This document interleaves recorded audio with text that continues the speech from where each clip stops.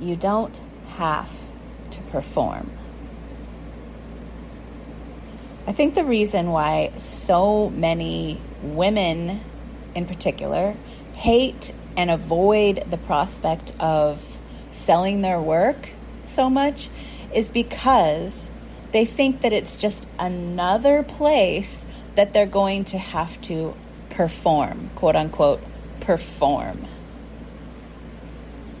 You know, like put on a show, dance a jig, put on a mask and make people happy and impressed with you, to make sure they like you and they see the value in it and they love it and you.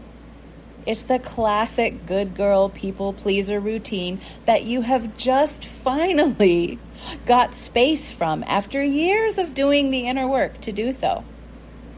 Or maybe you think you're going to have to puff up and put on this big bravado and just be all puffed up and have this big bravado and have to keep that routine up. And you don't want to do it. But you think that it's the only way people will buy. Because that's what marketing tells you. And so as much as you want your business to thrive, a part of you is like, no effing way am I doing that. Because you're finally in a place where you don't have to do that song and dance. So the prospect of having to do sales/selling of your work where you have to talk yourself up and point out the value and earn and prove and tap dance and make people like you and want you and your work sends you running for the hills. Because you are just not going back to that again. There's a part of you that's just like, nope, not going back to that. And so every time you go to sell your work, you feel that feeling come up like, oh God, I have to go back to this old self. So you wanting to run the other way from that because you're not going back to that again, good. Good.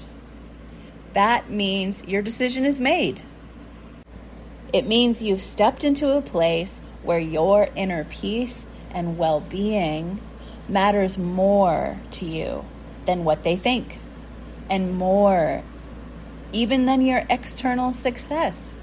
And so that means that your success must be built on something else, and that you are ready for it.